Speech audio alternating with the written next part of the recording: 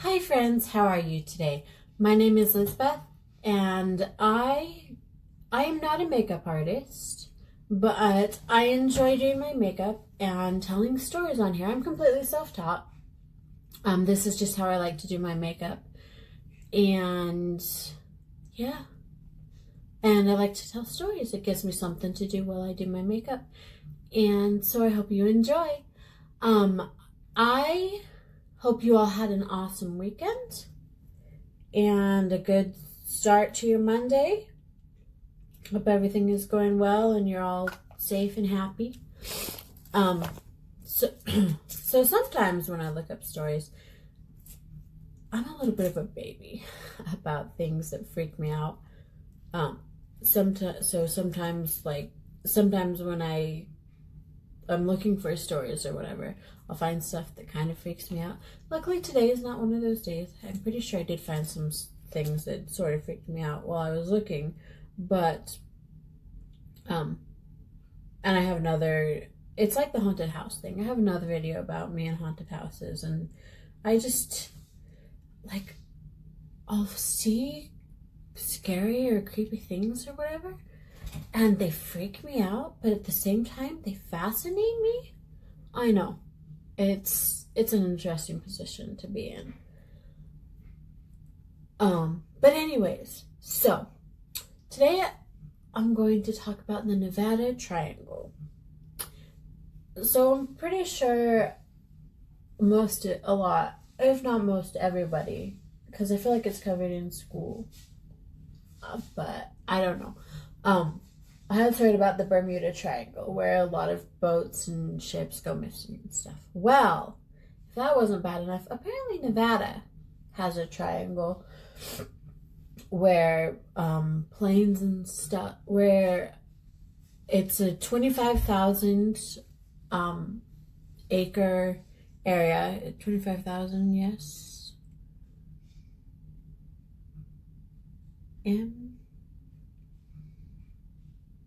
Yeah, 25,000 miles. It's more than 25 miles of desert area in which around 2,000, give or take, planes have gone missing.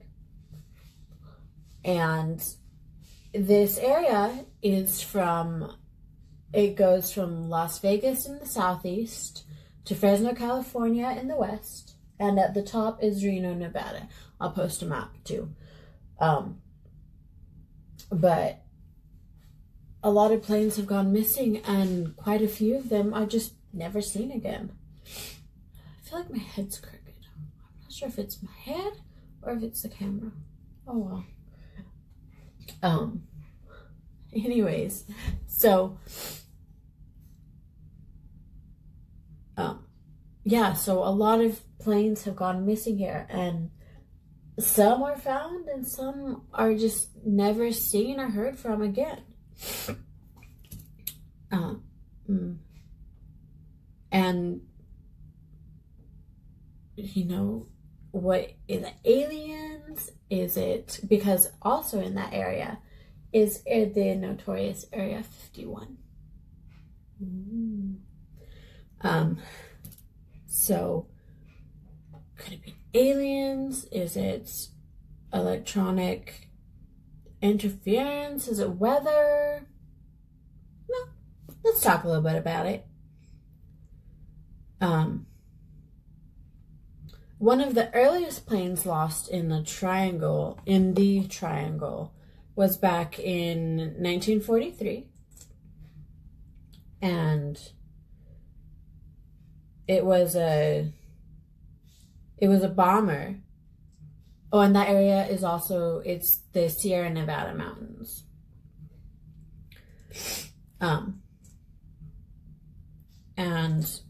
But one of the earliest crashes was a bomber in 1943, and it was taking flight on December 5th. It was piloted by Second Lieutenant Willis Turvey, co-piloted by Second Lieutenant Robert M. Hester, and it had 4 additional officer crew members. Second Lieutenant William Thomas Cronin, who was serving as navigator. Second Lieutenant Ellis H. Fish, bombardier. Sergeant Robert Bursey, engineer, and Sergeant Howard A. Wankey, who was the radio operator. And this flight was just a routine night flight. Just a routine night flight training mission. They were taking off from Fresno, California's Hammerfield.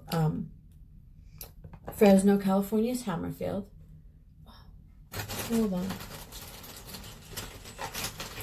Sorry, we just got back from visiting family last night, so everything a little scattered.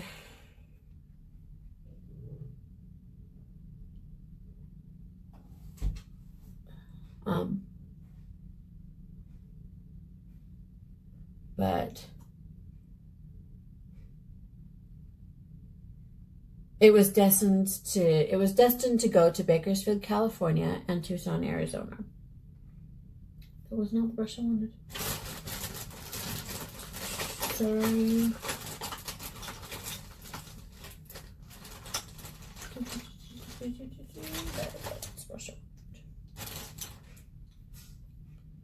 Unfortunately, this flight they never returned.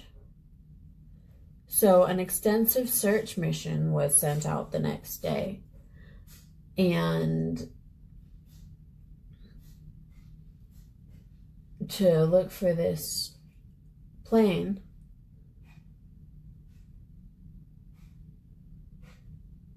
Nine other B-24 bombers were sent out. However, instead of finding the plane, another bomber went missing.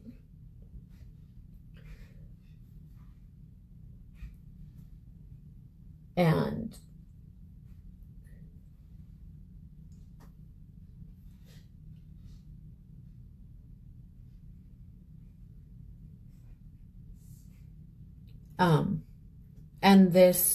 it was by Squadron Commander William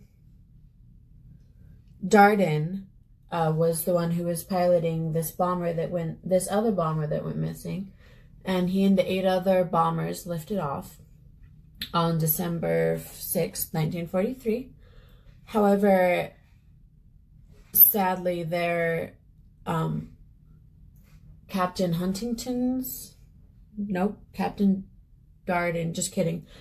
Darden's airplane was not seen again until 1955, when Huntington Lake Reservoir was drained for repairs to the dam.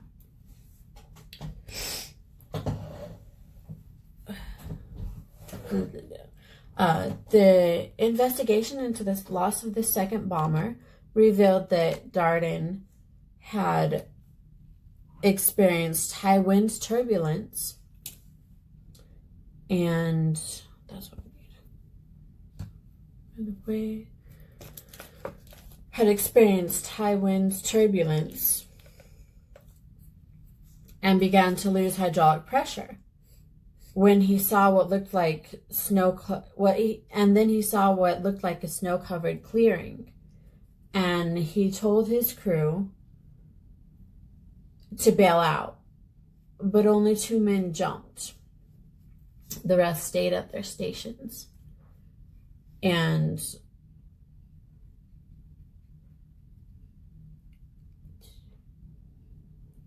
the investigation stated that the pilot must have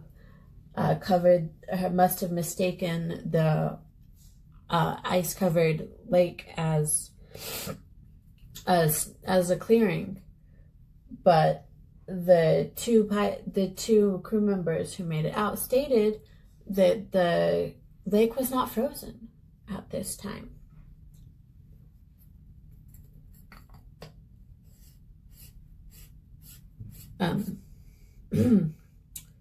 When the plane was finally found, all the remaining 5 crew members were found still inside. It was found 190 feet below the water, and the remaining 5 crew members were still at their stations.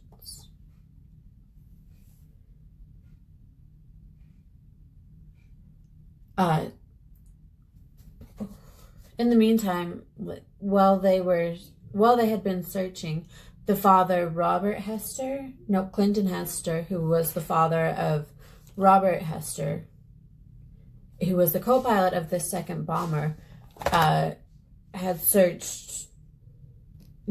He wanted to find his son. He was searching. Well, of course, because it's his son. Nobody wants their child to go missing. But he searched for 14 years to find his son. Sadly, he died of a heart attack the year before they found the plane.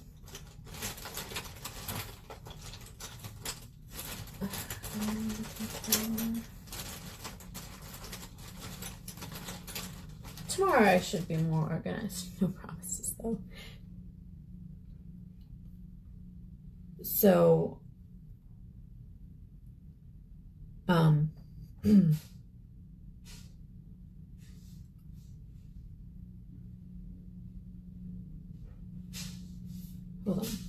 on, sorry.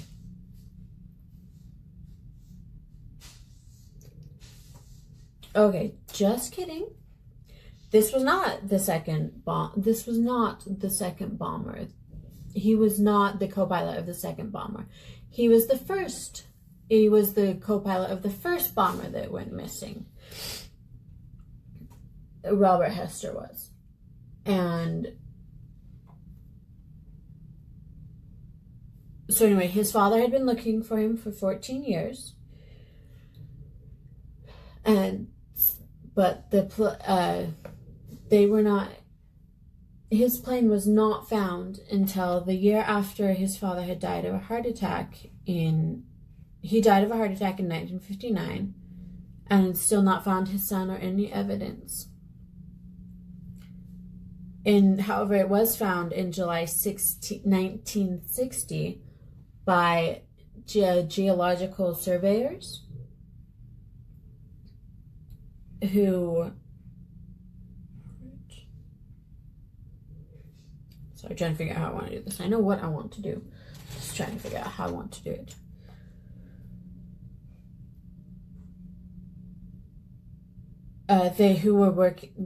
By geological survey researchers who were working in a remote location, surveying for who were just surveying, doing their job.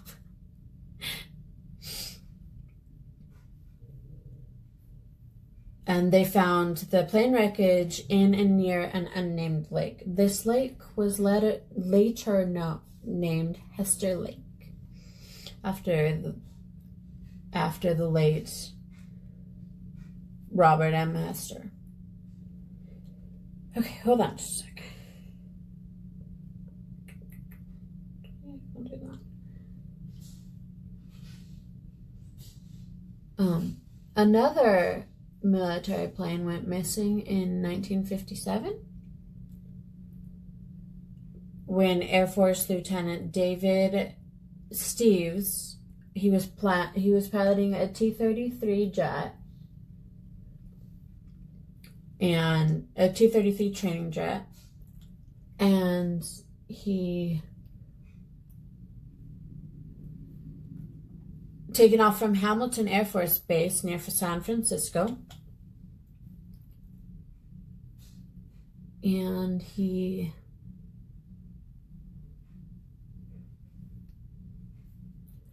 hold on, guys, I'm gonna go. Oh, no.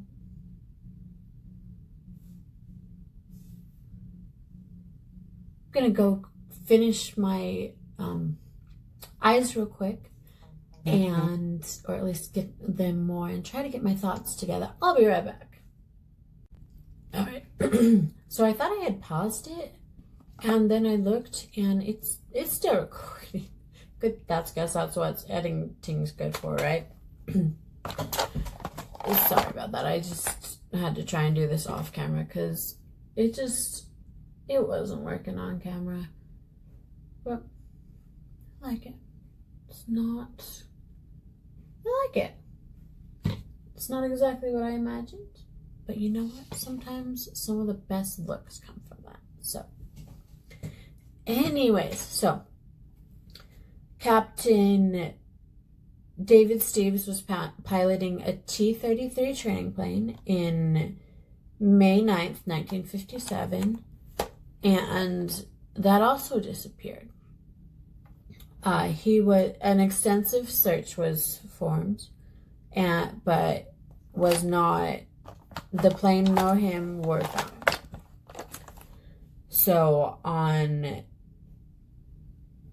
So the Air Force declared the 23-year-old pilot dead.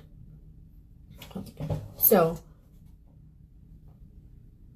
I don't think I've used this on camera before, but I just found it again the other day, and it's an old favorite, but a little bit goes a long way.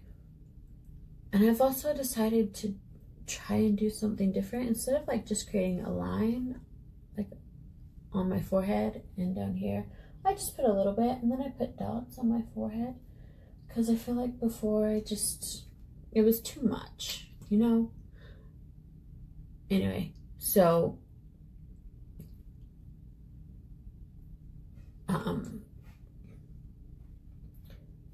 David Steves, he was declared dead. And sorry about that mirror. Got that. He was declared dead, and again, he was 23 years old, Air Force pilot. However, 54 days later,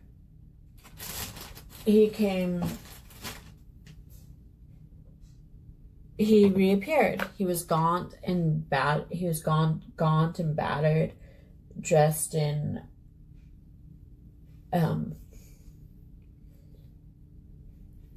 tattered and filthy clothing, but he was alive. And after crashing, he had made his way to a camp in the backcountry of Kings Canyon National Park and found an old cabin. And he survived by fishing and shooting a deer. And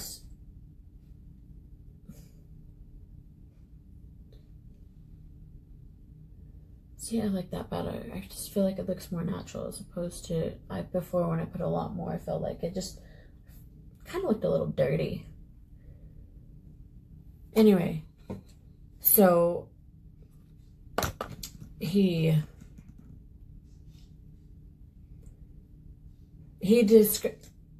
described that when he crashed, something in the plane exploded and he briefly blacked out. And then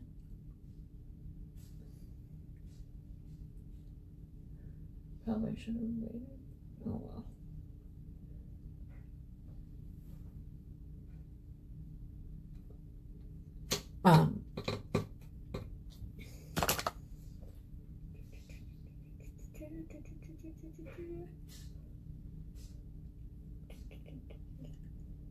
Try not to cover that up. Which is probably why I should have done this first, but I didn't. Hold on. I feel like I'm working on my posture on here because I keep hunching over. Anyway, so something in his plane had exploded and he briefly blacked out, but he came to in time to eject from his plane. Luckily, which is great, because a lot of pilots didn't have that good of luck.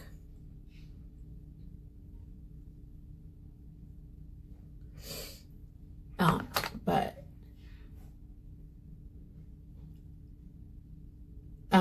dragging he he badly injured both his ankles when he landed. And so dragging his parachute to help keep him more warm, he crawled over 20 miles. That's a long way to crawl, guys. In the freezing temperature at 12,000 feet elevation for 15 days. That without food or shelter. That, you know what, I feel like it's amazing this guy lived, because that's hardcore. Like, that is awesome. Crazy, but awesome. So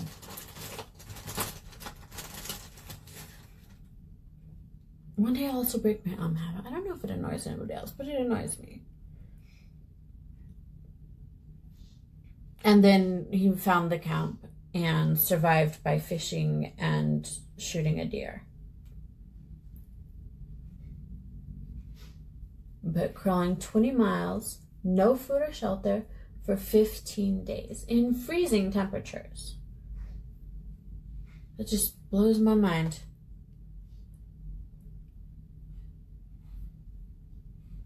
And then he regained some of his strength and tried to make it back to civilization, where he stumbled upon a pack guide. I think that's what it's called.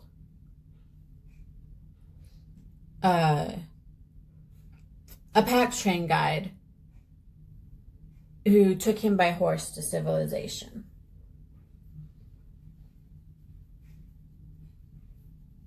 And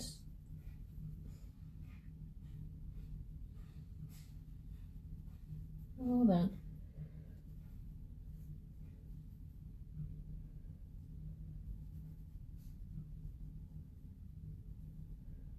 Gotta make sure I get everywhere.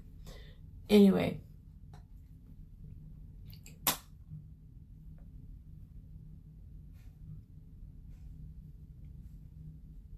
There were some who questioned his disappearance in the middle of the Cold War, because there was no evidence.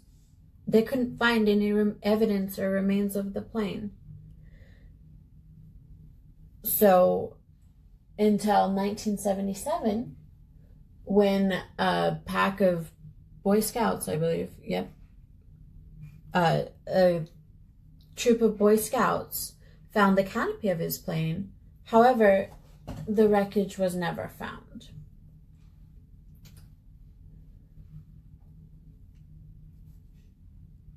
And in 1941, Lieutenant Leonard C. Lydon parachuted safely to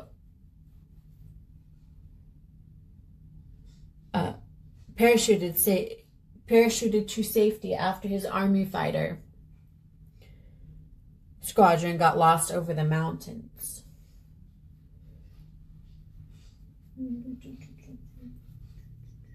Sorry, hold on.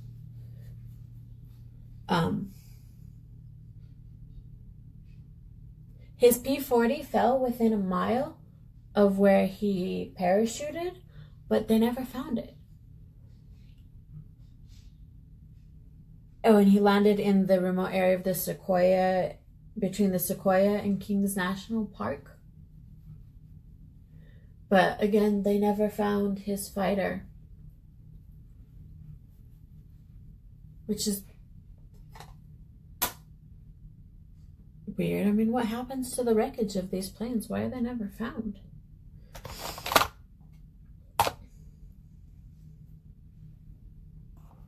Another famous case is of Charles Ogle. I think that's how you say that. He was a wealthy real estate developer who, sorry, hold on.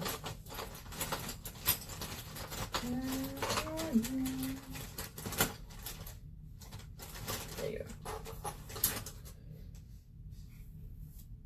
who lifted off from Oakland, California in 1964, right? Yep, August 1964. Actually, I can use that now. No, I can't use that. Just kidding. I can't use this one.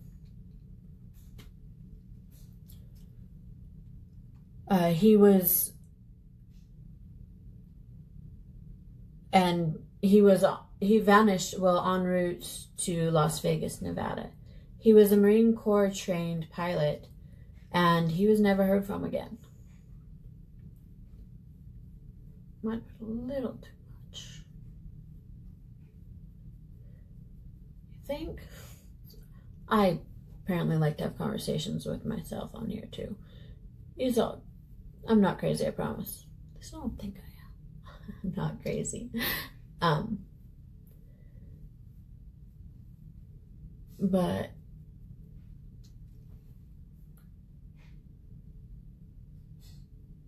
and on July 11th, 1986, I don't want that. Yeah, that's dark.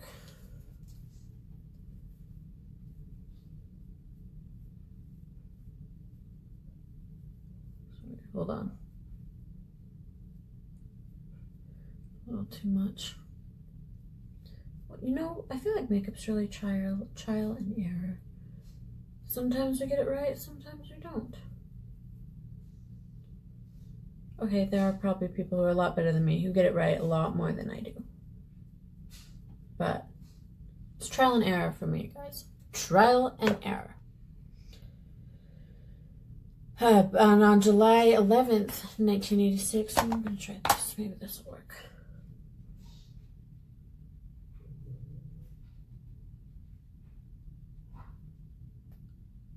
Yeah.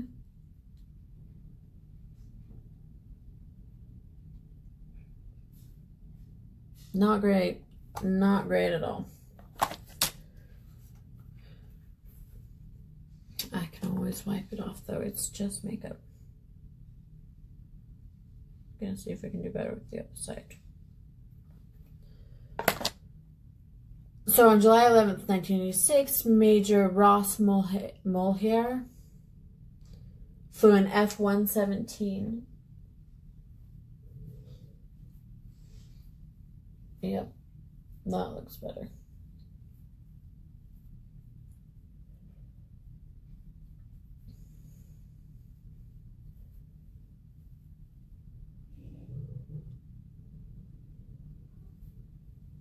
At least I think that looks better.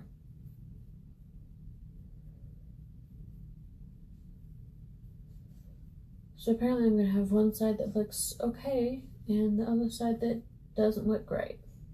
That's okay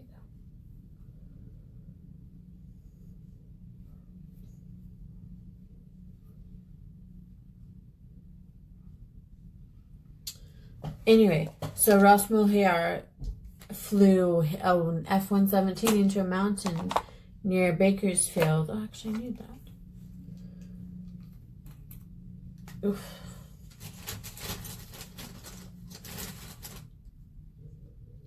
And the cause of the crash has never been officially revealed. So, what is it exactly that makes these planes crash in this area? Again, is it aliens? Is it... I can use that stuff.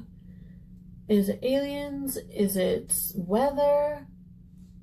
What is it? And I also noticed that when I was reading this, no commercial planes have crashed here, which I find comforting because I'm pretty sure I've flown over this area a few times in my life. And I mean, it's sad that these smaller planes have crashed and that life has been lost, of course. I'm not saying that's not sad, because it's sad when it's sad when life is lost over something like this. But according to, hold on,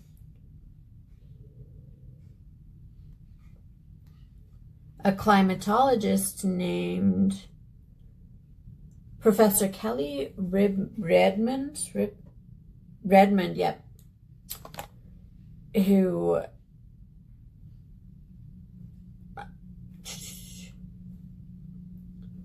is with the Desert Research Institute in Reno, Nevada. What am I looking for?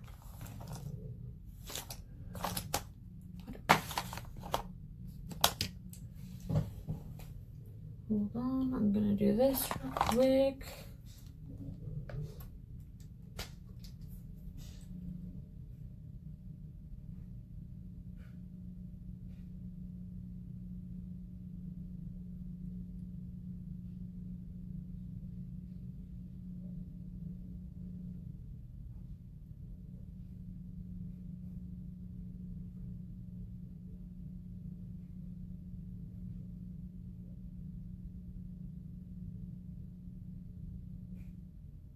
There we go. Sorry, apparently I can't talk and do this at the same time. Be right with you.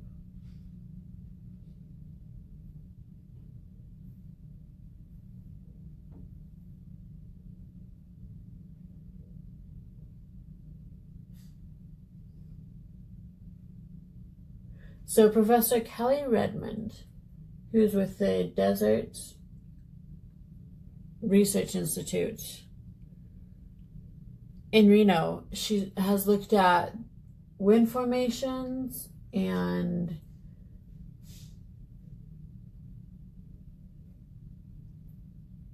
other climate things. Hold on. I know other climate things. That's very specific, right? Sorry. Wind formations in the mountains, seeking answers. And has found, where are you?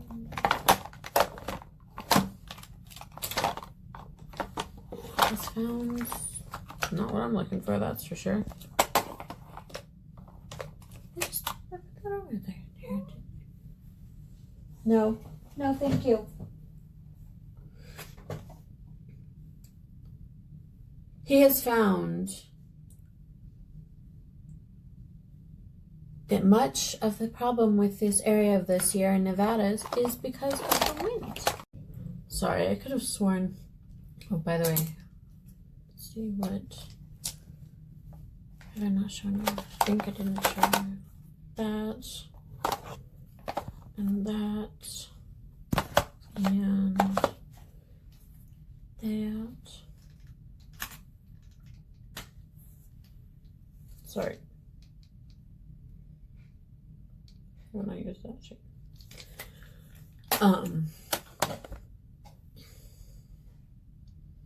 But so Kelly Redmond has found that that area of the Sierra Nevadas runs almost perpendicular to the jet stream, and they have created I thought I put this over here. That was what I was looking for, but apparently I forgot. But so it runs almost perpendicular to the jet stream, and that, along with their shape, which is like a wedge shape, creates some wild wind conditions. And the reason why it brings these smaller planes down is because the winds come up, and they come up kind of smoothly on the west, and then on the west side, and then they have this really rapid descent, and then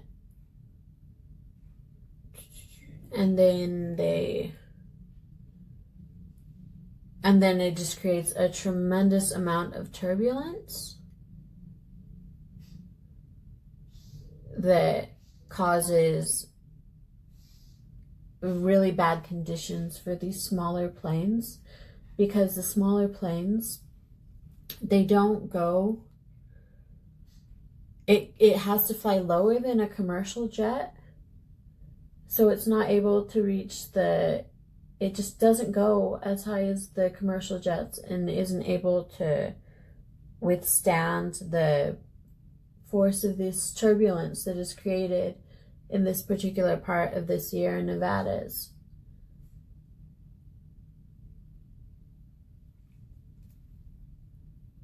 And so, and it doesn't have enough power, and it gets caught, and it can't get out. Oh, and there was a more recent one that I wanted to talk about. In 2007, Steve Fawcett, who was a wealthy adventurer, I believe.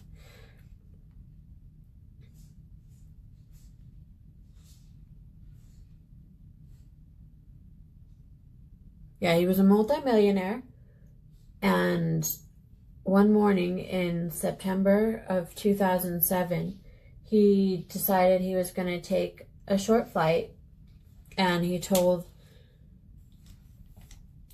was preparing to launch from his friend Baron Hilton's airstrip, and he told a few of his friends and his wife that he'd be back before lunch. He was just going to go for a nice little jaunt in the plane. And then he didn't come back. And he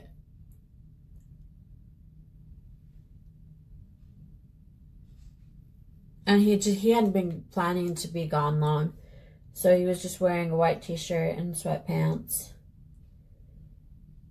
And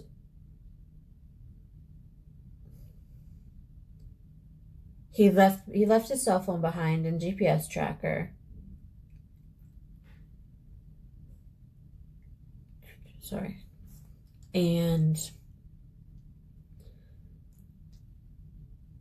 But after a few hours, his wife began to worry because he wasn't back when he said he'd be back. And Fawcett, he'd broken a few aviation records in his time. So he was a competent flyer. He had also... Sorry. He was also the first man to successfully pilot a balloon all the way around the world.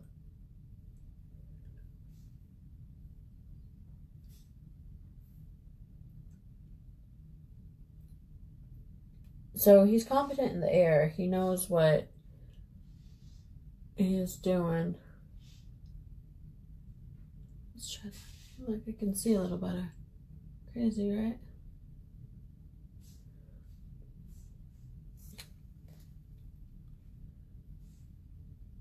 So they started a search party for him, and within days they had 45 planes out looking for him. I believe it was single-handedly the largest search that the state had ever seen. Dozens of rescue crews and friends, including former astronaut Neil Armstrong. And Virgin CEO Richard Branson were helping with the search.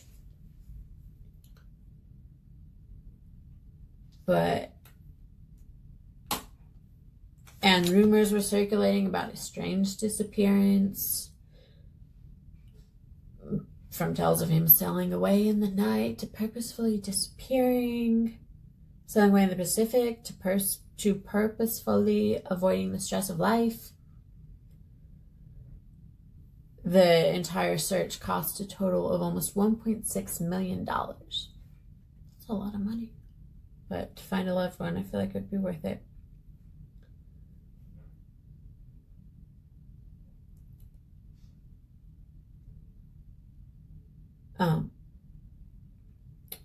In late September of 2008, a hiker finally found identification cards and a wad of cash that belonged to Fawcett in an area of the Sierra Nevada mountains that was just outside of Mammoth Lakes, which is about 65 miles from where Fawcett took off.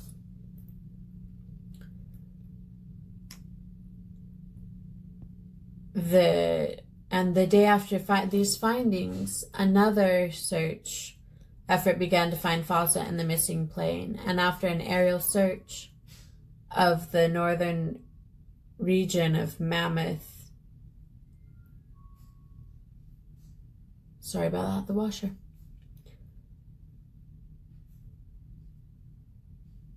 they found crews were able, they found the part of the wreckage, and they were able to identify that the plane's tail number that had been Fawcett's plane.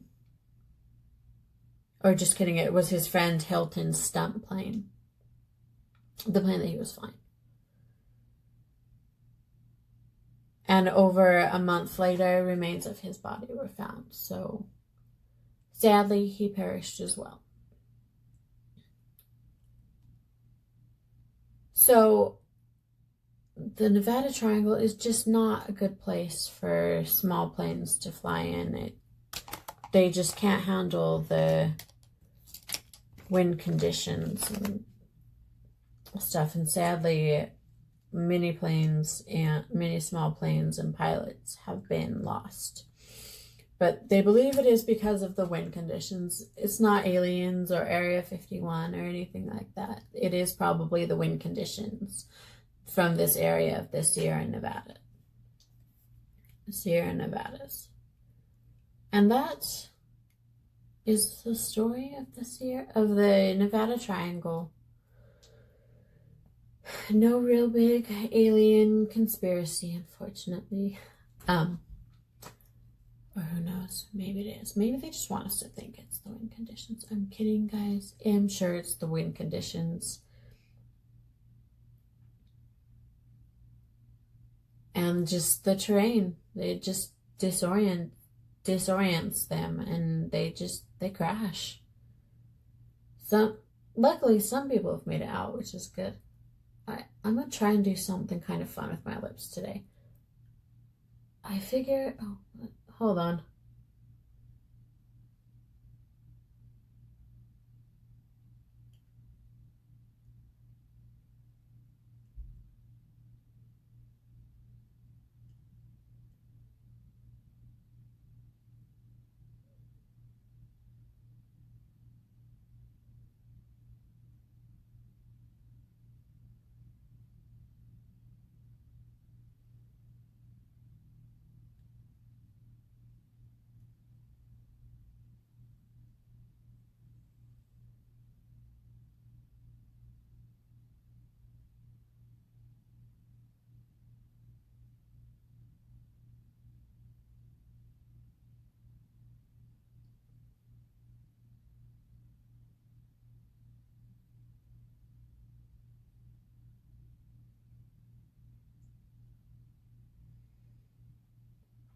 Alright, so I'm going to do something. I'm going to try and do a cartoon lips today. I swear my lips always look more pink in this than they really are because they're red, I promise. But I'm going to try and do cartoon lips today. It could be great. It could be an epic disaster. Who knows? And I use this dry pencil. Oh, and that was the mascara I used. I'm really liking this mascara so far. And I don't know, I haven't had such great results with this, but we'll see how it works today. Maybe it'll work better.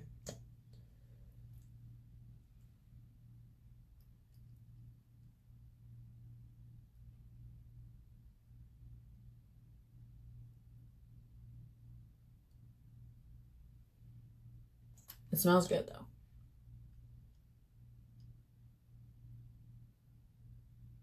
Ooh, hold on.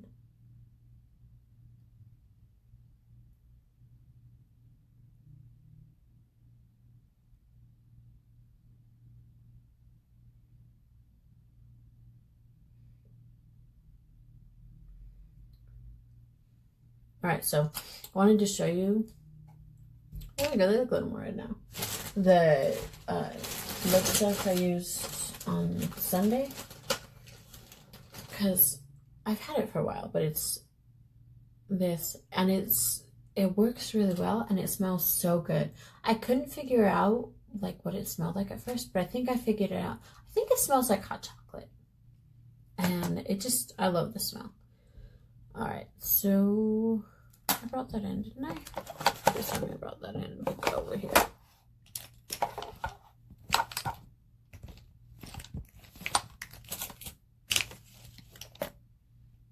There we go. Alright, I'm going to use this kind of crayon liner because I don't really want to use one of my marker ones.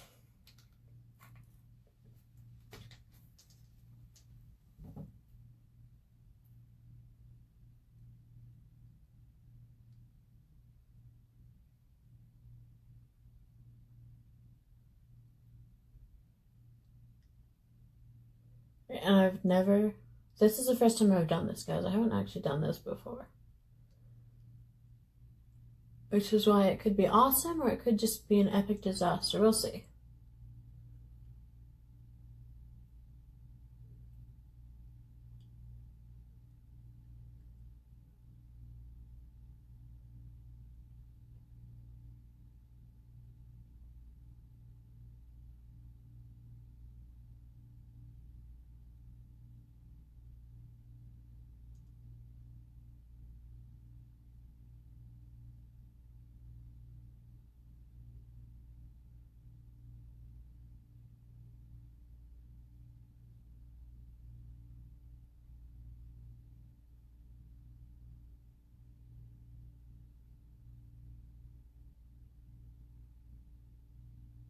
So I'm trying to make the side a little more even.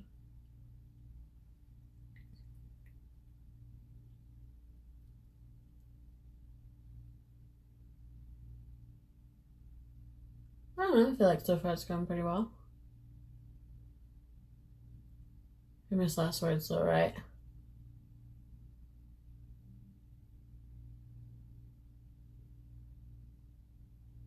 Alright, now.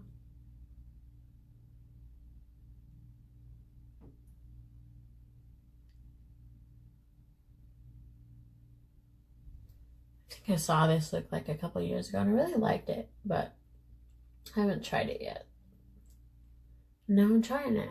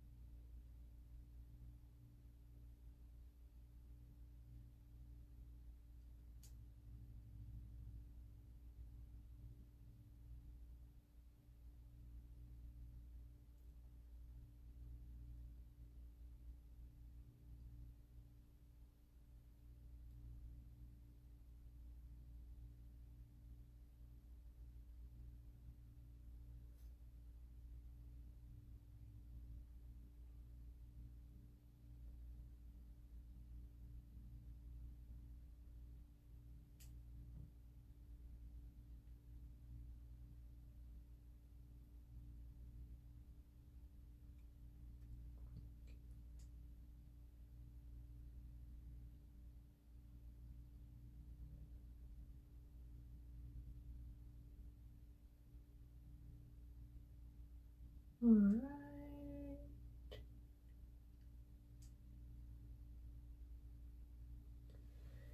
And now we're going to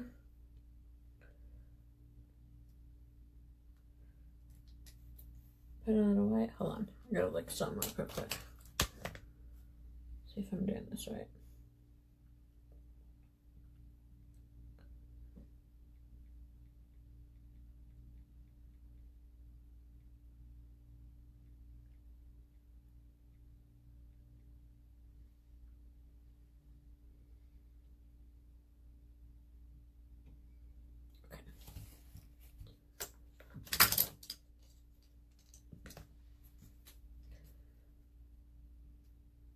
I don't know, I think it's looking pretty cool so far. Maybe not, but I like it. That's what counts, right? Unless I look really stupid, I guess.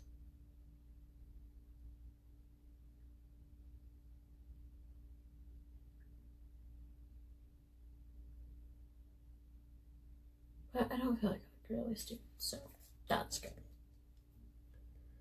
Alright, now do the white. And this is, it's an old crayon eyeliner I've had forever and a day.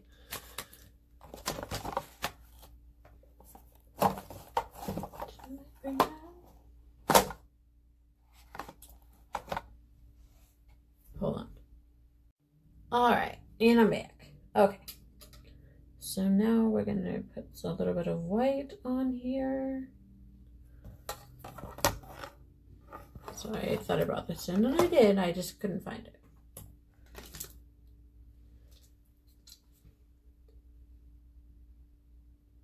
There we go.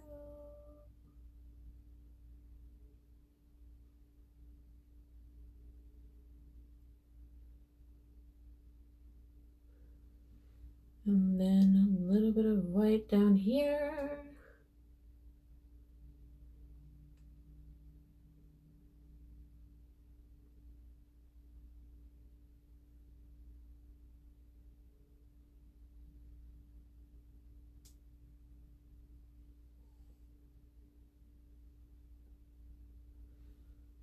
Almost put blush on my lips.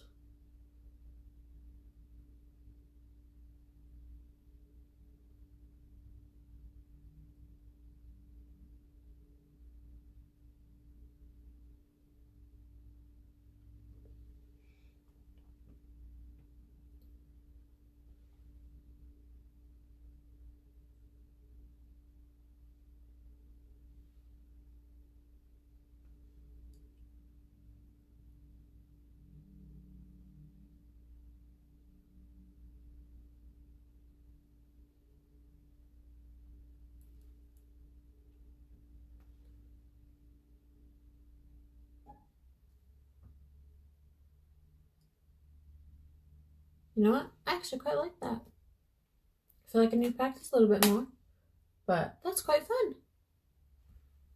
Let's see if I can zoom in a little bit. There we go.